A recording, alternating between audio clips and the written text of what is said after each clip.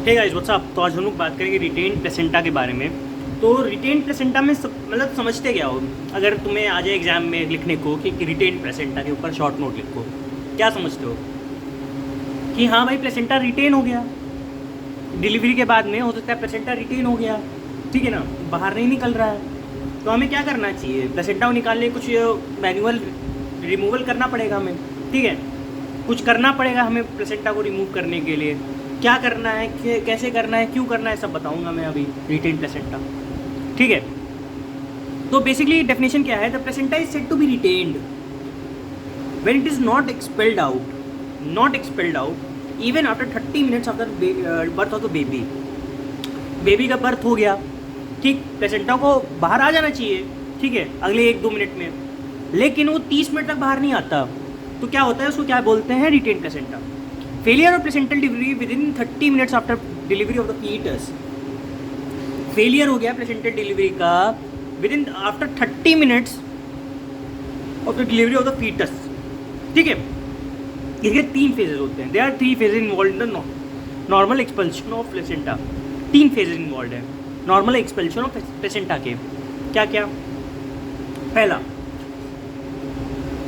Separation through the spongy layer of the decidua. 3 phases में separate होता है normal expansion of placenta. तो पहला क्या है? Separation of the spongy layer of the decidua. Spongy layer of decidua पहले separate होगी। Descent into lower segment in vagina. Spongy layer separate होगी, डिसेंट होगा lower segment in vagina. Finally it's expelled to outside. Spongy layer का क्या हुआ? Separation हुआ, decent हुआ lower segment और वजाइना में, और एक्सपल्शन हो गया आउटसाइड में। Interference in any of these physiological processes results in retention, ठीक है ना।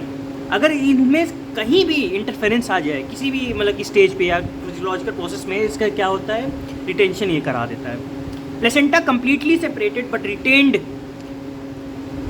जब प्लेसेंटा कंप्लीटली सेपरेट हो गया, placenta completely separated but retained is due to poor voluntarily expulsive efforts, right.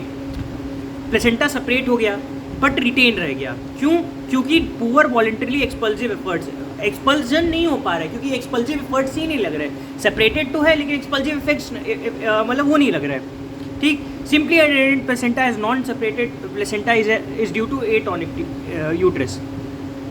अब सिंपल एडेरेंट प्लेसेंटा है as non separated placenta. Placenta अभी separate ही नहीं हुआ, एडेरेंट प्लेसेंटा है, राइट। तो ये किस कारण से होता है? एटॉनिक यूट्रस के कारण से हो सकता है।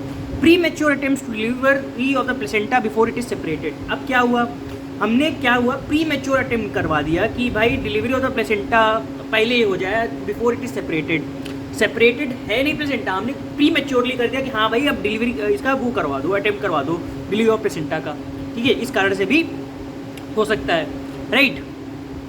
कॉजेज एंड टाइप्स, इसके कॉजेज क्या क्या हो सकते हैं? कॉजेज या टाइप्स क्या क्या होते हैं? Retain separated placenta. Placenta separated है लेकिन रिटेन्ड है, क्यों? Atony of uterus, contraction ring होगा, शोल्डर रिंग, बैंडल रिंग सुना होगे। Premature attempt to deliver placenta before it is separated.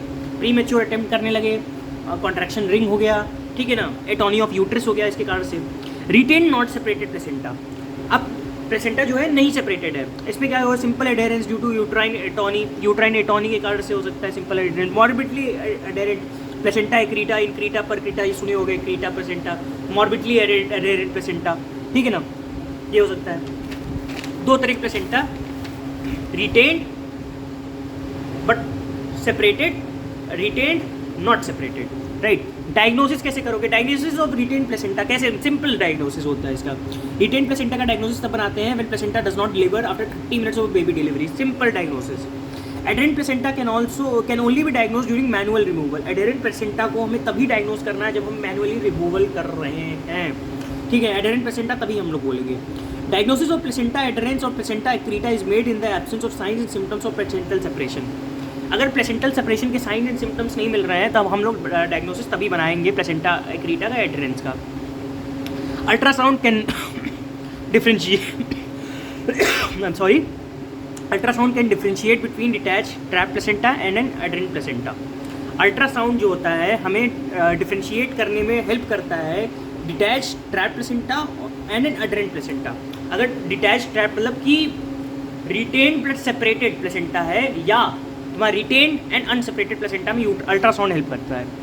On ultrasound, the myometrium will be thickened in all areas except where the placenta is attached, where it will be very thin or even invisible. क्या होता है कि myometrium जो है thickened होगा सारी जगह पे, लेकिन प्लेसेंटा जहाँ पे अटैच है वहाँ दिखेगा ही नहीं और थिन होगा. ठीक है, ये समझ में आता है अपने को. ठीक, ये हमने इसका डायग्नोसिस बनाया. ठीक, कॉम्प्लिकेशन क्या क्या होंगे भाई. ऑब्वियसली हेमरेज हो सकता है, बंदे को हेमरेज हो रहा है. ठीक है, बहुत ज़्यादा ब्लीडिंग हो रही है, हेमरेज हो रही है.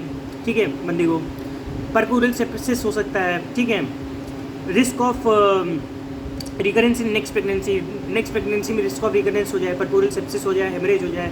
Shock is due to blood loss के कारण शॉक हो सकता है. Frequent attempts of abdominal manipulation to express the placenta out.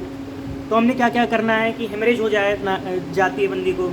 ठीक है, परक्यूरल सेप्सिस होने लगे बंदी को, रिस्क ऑफ रिकरेंस हो जाए नेक्स्ट प्रेगनेंसी में बंदी को. शॉक कब होता है? ब्लड लॉस के कारण से होता है. Frequent attempts of abdominal manipulation to express the placenta out. ठीक है ना, कब शॉक होगा? जब ब्लड लॉस ज़्यादा हो जाए या फ्रीक्वेंट अटेम्प्ट्स हमने करने लगे, एब्डोमिनल मैनिपुलेशन करने लगे प्लेसेंटा आउट करने के लिए. ठीक, मैनेजमेंट क्या होगा? मैनेजमेंट इसका इंपॉर्टेंट है, समझो. During a period of arbitrary time limit of half an hour, the patient is to be watched careful for the evidence of any bleeding revealed or concealed and to note the sign of separation of placenta. अब जो period है हमारा, time period है, arbitrary time limit है जो आधे घंटे का, पेशेंट को भी हमें केयरफुली वॉच करना है. For the evidence of any bleeding, देखना है कि कोई ब्लीडिंग तो नहीं है, रिवील्ड है या कंसील्ड है. कंसील्ड मतलब हिडन ब्लीडिंग, रिवील्ड मतलब दिख रही है bleeding. And note the science of placental separation, जो भी इस प्लेसेंटल सेपरेशन के साइंस है हमें वो जानने हैं.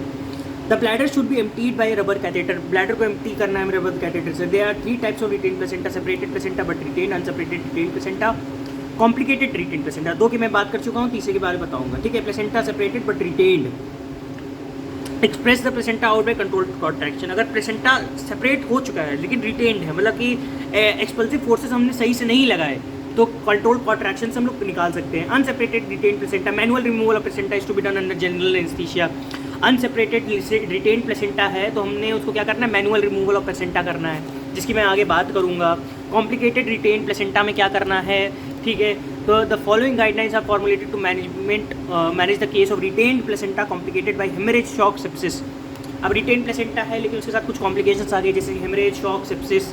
Retain placenta with shock but no haemorrhage, retain placenta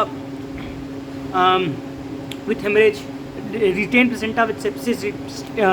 ठीक है ना, retain placenta with episiotomy, wound, ये सब हो सकता है. तो इसके लिए क्या करेंगे हम लोग? Steps of manual removal of placenta. Manual removal, again इसके लिए भी मैनुअल रिमूवल कराएंगे. ठीक है, तो क्या क्या होता है मैनुअल रिमूवल ऑफ प्लेसेंटा में, समझो.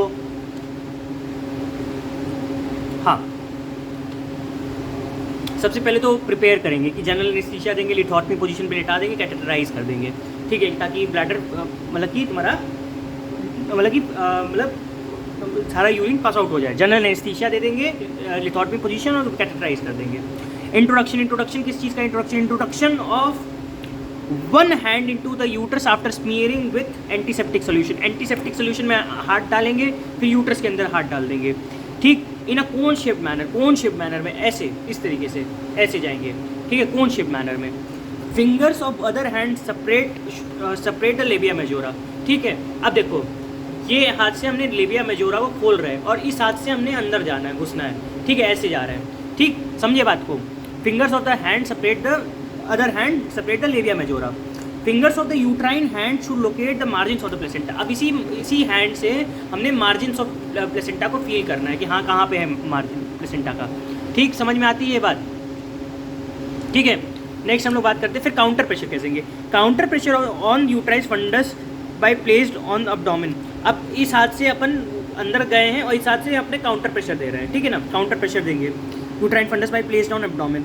It should steady the fundus and guide the movement of fingers inside the uterine cavity till the placenta is completely separated. ये फंडस को स्टडी करना चाहिए, स्टडी फंडस को करना चाहिए, गाइड करना चाहिए movement of the finger inside the uterine cavity, guide करना चाहिए मूवमेंट ऑफ द यूट्रस, मतलब कि movement of the finger inside the uterine cavity till the placenta is completely separated. Right, counter pressure. तो क्या क्या हो सकता है? प्रिपरेशन पहले करेंगे, फिर तुम्हारा क्या करेंगे? इंट्रोडक्शन करेंगे, फिर क्या करेंगे? तुम्हारा काउंटर प्रेशर देंगे, फिर इंसुलिनेशन. इंसुलिनेशन क्या करेंगे? Insinuation of the finger between placenta and the uterine wall. ये मान ले प्लेसेंटा है, ठीक है ना। ये जैसे कैसे बताऊँ यार मैं ये इसको, हाँ जैसे ये देखो, ये मान ले प्लेसेंटा है तुम्हारा, ये ठीक, ये तुम्हारी यूट्राइन वॉल है। अब हमें क्या करना है कि ये जो फिंगर हमने उंगली ले गए अंदर जाके, इन दोनों के बीच में ले जाना है, इंसिनुएट करना है। समझ में आता है ये चीज़, यही चीज़ है insinuation of the fingers between the placenta and the uterine wall, ठीक है ना। Back of the hand in contact with the uterine wall, ठीक है ना। इंसिनुएशन करेंगे of the between placenta and the uterine wall, और back of the hand is in contact with the, ये back of the hand जो इसका था ये यूट्राइन वॉल से कॉन्टैक्ट में रहेगा, ठीक है। समझ में आती है बात। The placenta is gradually separated with the side way slicing movements of the fingers, ठीक है।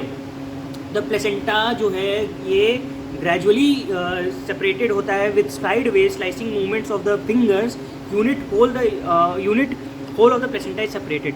द प्लेसेंटा जो है ग्रेजुअली हम लोग सेपरेट करेंगे with sideways slicing movements slicing